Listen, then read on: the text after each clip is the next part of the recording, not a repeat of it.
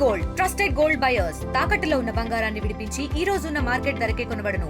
మరిన్ని వివరాలకు సంప్రదించండి 7771077720. రాష్ట్ర ప్రభుత్వం అందించే ప్రభుత్వ పథకాలకి రేషన్ కార్డు అనేది అత్యంత కీలకమైనది. ఈ నేపథ్యంలో చాలామంది రేషన్ కార్డు లేక ఇబ్బందులు పడుతూ ఉన్నారు. ఈ నేపథ్యంలో కూటమి ప్రభుత్వం అధికారంలోకి వచ్చిన తర్వాత కొత్త రేషన్ కార్డులకి మంజూరికి ఆమోదం తెలిపింది. ఈ నేపథ్యంలో నిన్న మంత్రి నాదెండ్ల మనోహర్ ఒక ప్రకటన విడుదల చేశారు. ఈ రోజు నుంచి అంటే బుధవారం నుండి రాష్ట్ర వ్యాప్తంగా ఉన్నటువంటి గ్రామ వార్డు సచివాలయాల కొత్త రేషన్ కార్డుకి అప్లికేషన్ పొందవచ్చు, అప్లికేషన్ ఇవ్వచ్చు అంటూ ప్రకటించారు. అయితే రేషన్ కార్డులకు సంబంధించిన విషయంలో గతంలో ఉన్నటువంటి నిబంధనలు కొన్ని తొలగించినట్టు తెలుస్తుంది. ముఖ్యంగా పూర్తిగా క్యూఆర్ కోడ్ అనే కొత్త సిస్టంతో కార్డు మీదే క్యూఆర్ కోడ్ పెట్టి దాని ద్వారా క్యూఆర్ కోడ్ స్కాన్ చేయడం ద్వారా ఆ కుటుంబ సభ్యుల సంఖ్య, కుటుంబ యజమాని పేరు మొత్తం వివరాలు వచ్చే విధంగా కొత్త రేషన్ కార్డుని మంజూరు చేయబోతున్నారు. ప్రస్తుతానికైతే ఈ రోజు నుండి రాష్ట్ర వ్యాప్తంగా అన్ని సచివాలయాల్లో, గ్రామ వార్డు సచివాలయాల్లో దీనికి సంబంధించినటువంటి అప్లికేషన్లు అందించబోతూ ఉన్నారు. వాటితో పాటు ఎవరైతే కొత్తగా మార్పులు చేర్పులు అంటే కుటుంబ సభ్యులు కలుపుకోవడం, యాడ్ చేసుకోవడం, లేకపోతే డిలీషన్, కొంతమంది చనిపోయారంటే వాళ్ళ పేరు డిలీట్ చేయడం వంటి ఉంటాయో వాటిని కూడా చేసుకోవచ్చు అంటూ రాష్ట్ర ప్రభుత్వం ప్రకటించింది. వాటితో పాటుగా ఎవరైతే ఒంటరి మహిళలు అంటే ఎవరైనా భర్త చనిపోయిన మహిళలు ఉంటారో వాళ్ళతో పాటు ఆశ్రమాల్లో నివసించే ఉండే వాళ్ళకు కూడా రేషన్ కార్డు మంజూరు చేస్తామంటూ రాష్ట్ర ప్రభుత్వం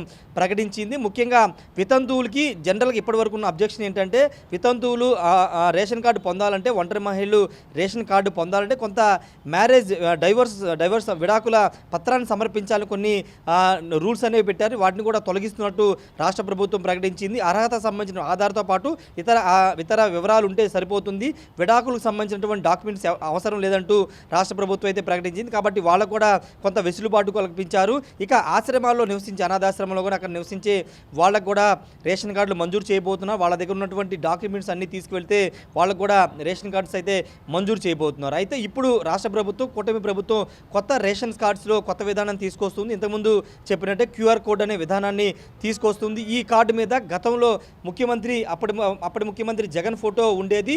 ఇప్పుడు ఎక్కడ కూడా రాష్ట్ర ముఖ్యమంత్రి కానీ ఉప ముఖ్యమంత్రి పవన్ కళ్యాణ్ ఫోటోలు లేకుండా కేవలం యజమాని ఫోటో, అంటే ఎవరైతే ఒక రేషన్ కార్డు హోల్డర్ ఉంటారో ఆ ఇంటి యజమాని పేరుతో పాటు ఆయన ఫోటో ఉంటుంది. వాటితో పాటు ఆ కుటుంబ సభ్యుల పేర్లు అవన్నీ కూడా ఉండబోతూ ఉన్నాయి. ఎక్కడ కూడా పొలిటికల్గా దీన్ని సంబంధం లేకుండా ఇది ప్రభుత్వ పథకాలకు సంబంధించి ప్రభుత్వం మంజూరు చేసే కార్డు కాబట్టి ఎక్కడ పొలిటీషియన్ సంబంధించి అంటే రాజకీయ నాయకులకు సంబంధించినటువంటి పేర్లు కానీ ఫోటోలు కానీ లేకోకుండా కేవలం ప్రభుత్వం సంబంధించిన లోగో, అదేవిధంగా కార్డు హోల్డర్ అయినటువంటి అతని ఫోటో, అదేవిధంగా పేరు, చిరునామా, వారికి సంబంధించిన డీటెయిల్స్ అన్నీ పొందుపరచబోతున్నారు. క్యూఆర్ కోడ్కు సంబంధించినటువంటి కొత్త టెక్నాలజీ అయితే రాష్ట్ర ప్రభుత్వం ఇంట్రడ్యూస్ చేస్తుందని చెప్పాలి.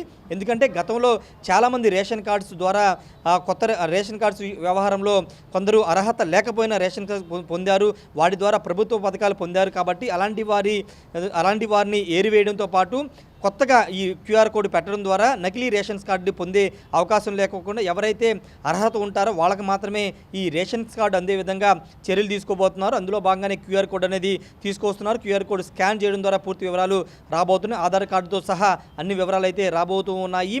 అయితే ప్రభుత్వ పథకాలు ఇప్పుడు కూటమి ప్రభుత్వం చాలా హామీలు ఇచ్చింది. వాటిలో అన్నదాత సుఖీభవ కానీ, అమ్మఒడికి సంబంధించిన కార్యక్రమం కానీ, లేకపోతే ఏ ప్రభుత్వ పథకం అందాలన్నా రేషన్ కార్డు అనేది లబ్ధిదారుడికి ఒక కీలకమైన అంశం కాబట్టి అంశంలో ఎక్కడ ఇబ్బంది లేకుండా రేషన్ కార్డు మంజూరు చేయబోతూ ఉన్నారు. ముఖ్యంగా చాలామందికి ఉన్నటువంటి సమస్యలు ఏంటంటే ఇంతకుముందు మాట్లాడుకున్నట్టు మార్పులు చేర్పులు అనేవి ఉంటాయి. అంటే కుటుంబ సభ్యులు చనిపోయినా, లేకపోతే కుటుంబం నుంచి విడిపోయినా వాళ్ళ పేర్లు యాడ్ చేయడం కానీ, లేకపోతే పిల్లల పేర్లు యాడ్ చేయడానికి సంబంధించినటువంటి విషయంలో కూడా గ్రామ వార్డు సచివాలయాల్లో అందుబాటులో ఉంచుతున్నారు.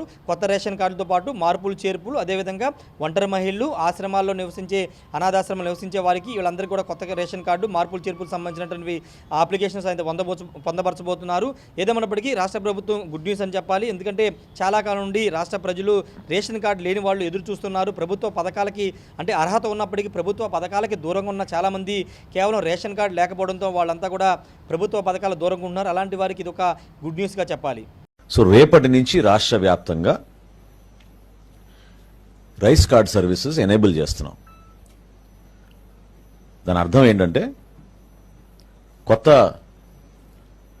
రైస్ కార్డు కోసం దరఖాస్తు చేసుకోవచ్చు. అదేవిధంగా ఒక కుటుంబంలో స్ప్లిట్టింగ్ ఆఫ్ రైస్ కార్డు కూడా పర్మిట్ చేస్తున్నాం. అదనంగా కుటుంబ సభ్యులు చేరినప్పుడు మెంబర్ ఎడిషన్, కుటుంబ సభ్యుల్ని యాడ్ చేసుకునే సౌకర్యం కూడా కల్పిస్తున్నాం. అన్నిటికన్నా ముఖ్యం అడ్రస్ మార్పు కూడా రేపటి నుంచి అవకాశం కల్పిస్తున్నాం. అదేవిధంగా మరణాలు జరిగిన చోట మెంబర్ డెలీషన్ కూడా కుటుంబ సభ్యుల పేర్లు తొలగించే విధంగా అవకాశం కల్పించాం. మరిన్ని వీడియోస్ కోసం ఛానల్ ని సబ్స్క్రైబ్ చేయండి. లేటెస్ట్ అప్డేట్స్ కోసం వాట్సాప్ ఛానల్ ని ఫాలో అవ్వండి. ఆ లింక్ డిస్క్రిప్షన్ లో ఉంది.